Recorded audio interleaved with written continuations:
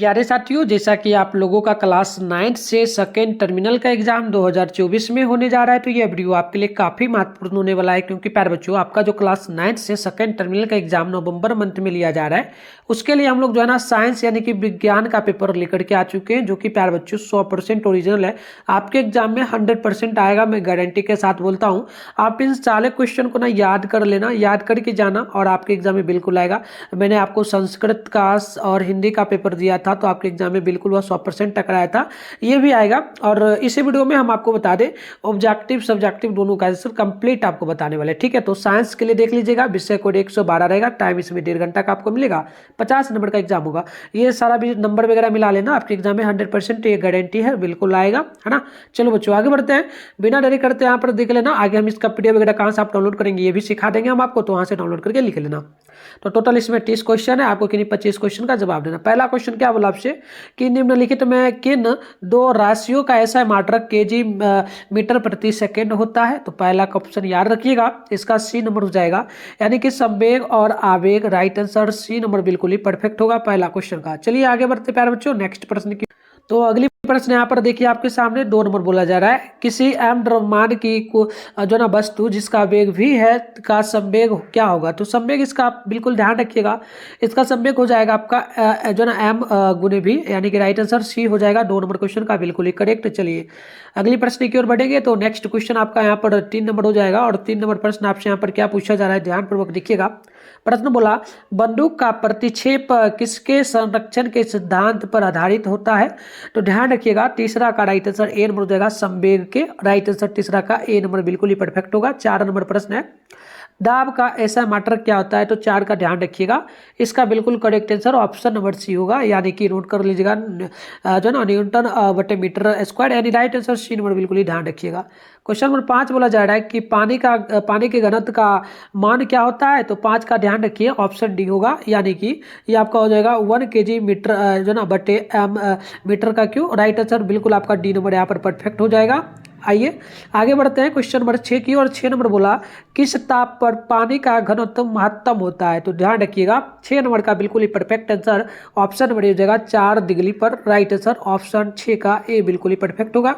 चलो बच्चे आगे बढ़ते हैं नेक्स्ट प्रश्न की। और अगली प्रश्न आप लोग यहाँ पर देखेंगे, तो आपसे 7 नंबर प्रश्न यहाँ पर बोला जा रहा है। तो देखिए यहाँ पर जो क्वेश्चन आपसे 7 नंबर बोला गया, यह प्रश्न बोला कि कार्य का ऐसा मात्रक क्या होता है। तो ध्यान रखिएगा, कार्य का ऐसा मात्रक जो होता है ना, ये आपका होता है जूल। राइट आंसर बिल्कुल ही 7 का ए नंबर करेक्ट होगा।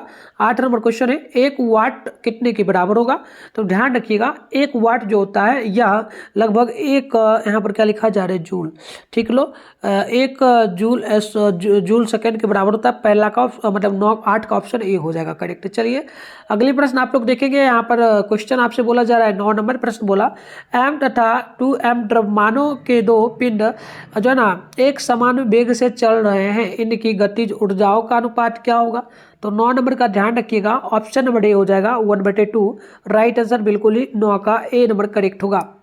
अगली प्रश्न आप लोग देखेंगे, यहाँ पर प्रश्न आपसे बोला जा रहा है 10 नंबर प्रश्न बोला, चंद्रमा पर किसी वस्तु का भार पृथ्वी पर उसके भार का लगभग जो है ना कितना गुना होता है। तो लगभग 1/6 गुना होता है। तो ध्यान रखिएगा, ऑप्शन नंबर ये डी में आपका यहाँ पर दिया जा रहा है, देख लीजिए डी नंबर। तो डी बिल्कुल आपका परफेक्ट होगा क्वेश्चन नंबर 11 का। ध्यान रखिएगा बच्चों, ठीक है, 11 है ना, 11 का डी नहीं होगा, 1 सेकेंड मतलब 10 है, 10 का तो 10 का हो जाएगा, ये आपका 1/2 हो जाएगा। ऑप्शन नंबर बी होगा, 10 नंबर था नाम, 11 समझ लिए।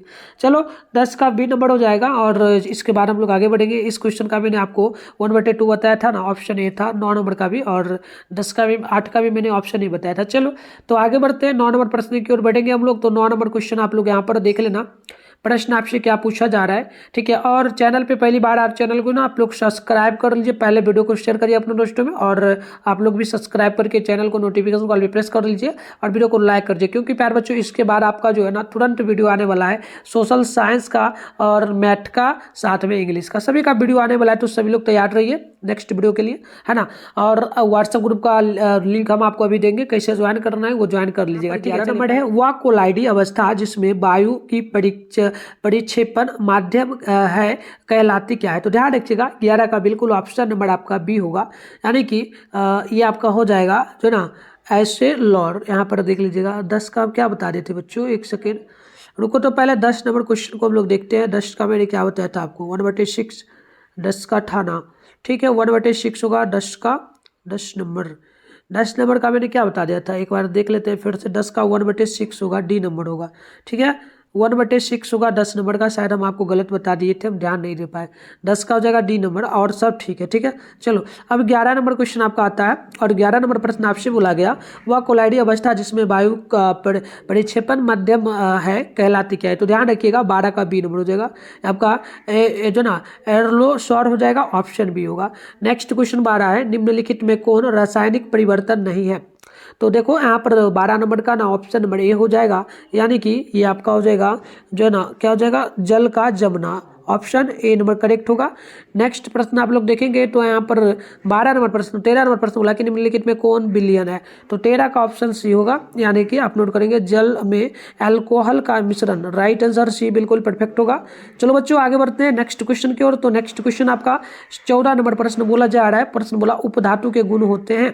तो 14 का ध्यान रखिएगा, सी नंबर हो जाएगा, ये धातु और धातु के मध्यवर्ती हो जाएगी, राइट आंसर सी बिल्कुल ही परफेक्ट होगा। 15 नंबर है, निम्नलिखित में कौन समांग है।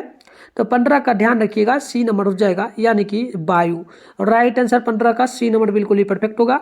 आगे बढ़ते हैं, अगली प्रश्न आपका यहाँ पर 16 नंबर है, सोना को तांबा के साथ मिश्रित कर मिश्र धातु में परिवर्तित कर दिया जाता है ताकि वह बन जाए क्या। तो ध्यान रखना 16 का ऑप्शन सी होगा, कठोर बन जाए, राइट आंसर सी नंबर बिल्कुल ही परफेक्ट होगा बच्चों।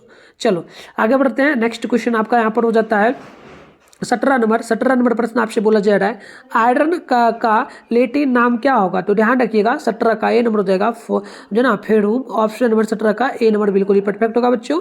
चलो आगे बढ़ते हैं, नेक्स्ट प्रश्न आपका यहाँ पर हो जाता है 18 नंबर, और 18 नंबर प्रश्न आपसे यहाँ पर पूछा जा रहा है कि CO का मोलर द्रव्यमान कितना होता है। तो ध्यान रखिएगा 18 नंबर का ऑप्शन सी होगा, यानी कि ये आपका 28 AMU हो जाएगा, राइट आंसर बिल्कुल ही सी नंबर करेक्ट होगा।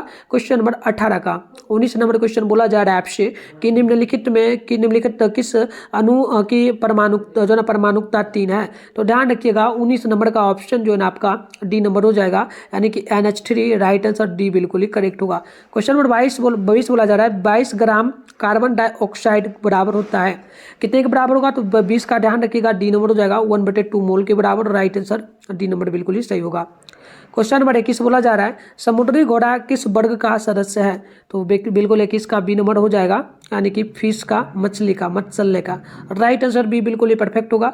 चलो आगे बढ़ते हैं, 21 नंबर क्वेश्चन बोला जा रहा है, 22 नंबर बोला जा रहा है आपसे, और प्रश्न क्या बोला, प्रश्न बोला मेरुदंड रज्जु निम्नांकित में किस धातु में नहीं पाया जाता है। तो ध्यान रखिएगा 22 नंबर का ऑप्शन आपका बिल्कुल यहाँ पर हो जाएगा सी नंबर, यानी कि मनुष्य में, राइट आंसर सी होगा। 23 नंबर प्रश्न की निम्नलिखित में से किस जंतु में आहार नाल अनुपस्थित होता है। तो 23 नंबर का जो है ना ऑप्शन आप लोग यहाँ पर नोट कर लेंगे। तो यहाँ पर देख लीजिएगा 23 नंबर का बिल्कुल ऑप्शन नंबर बी हो जाएगा, यानी कि आपका केचुआ हो जाएगा, बी नंबर बिल्कुल ही करेक्ट होगा। चलिए अगली प्रश्न की ओर बढ़ेंगे। नेक्स्ट क्वेश्चन आपका यहाँ पर हो जाता है 24 नंबर, और 24 नंबर प्रश्न आपसे यहाँ पर बोला जा रहा है, प्रश्न बोला गया कि निम्नलिखित में जो है ना क्या जीवाणुओं में नहीं पाया जाता है। तो ध्यान रखिएगा 24 नंबर का ऑप्शन आपका यहाँ पर डी हो जाएगा, यानी कि इनमें से कोई नहीं, राइट आंसर डी बिल्कुल ही करेक्ट होगा।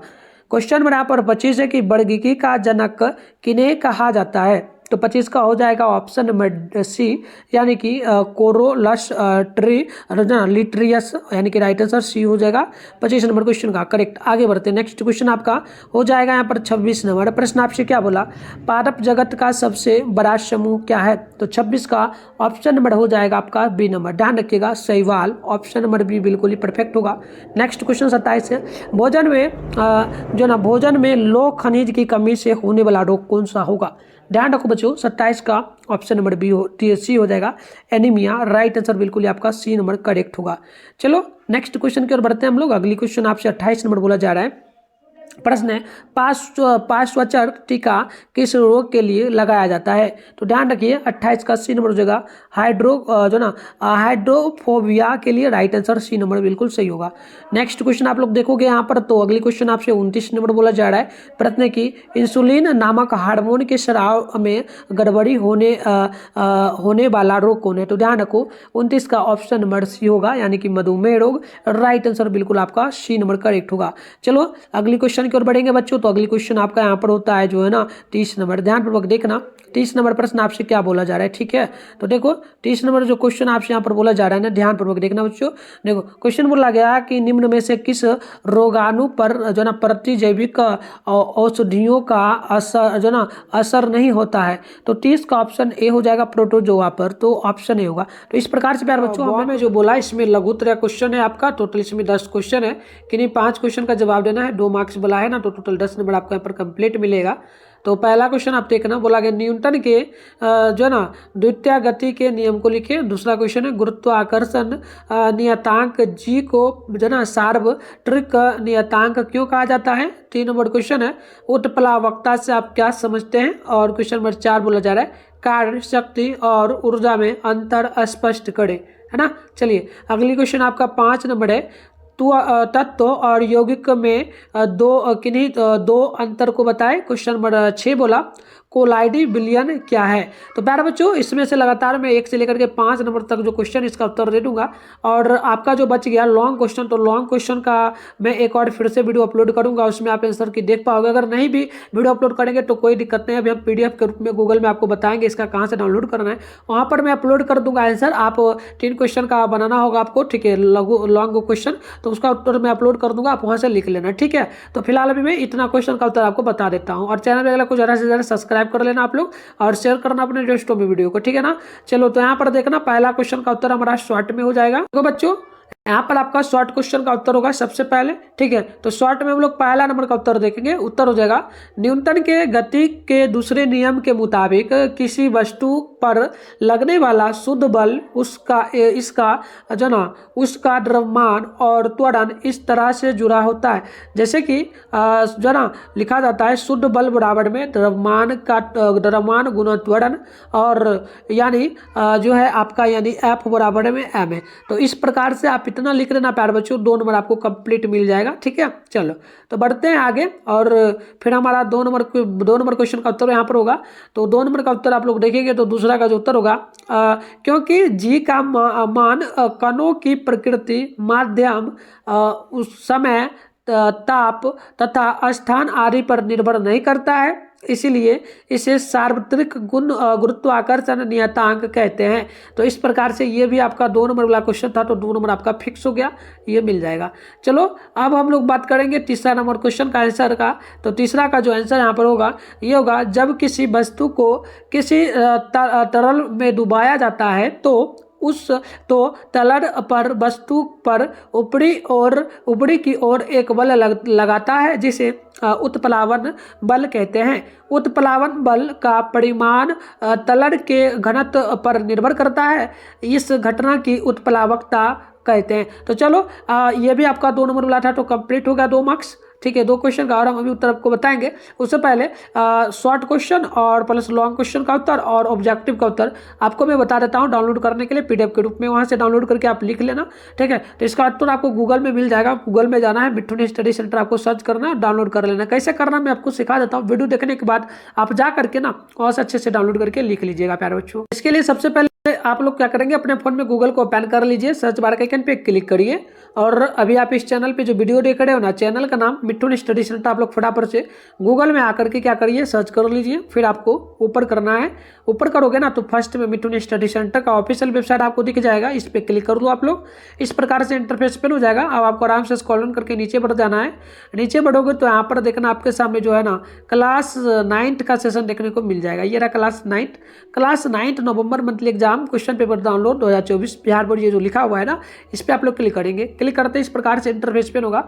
अब आपको आराम से स्क्रॉल डाउन करके नीचे बढ़ना है। नीचे बढ़ोगे तो यहाँ पर देखोगे आपके सामने जो ना प्यारे बच्चों व्हाट्सएप ग्रुप का लिंक सबसे पहले मिलेगा। तो सबसे पहले ज्वाइन आप पे क्लिक करके आप लोग व्हाट्सएप ग्रुप को ज्वाइन कर लीजिए।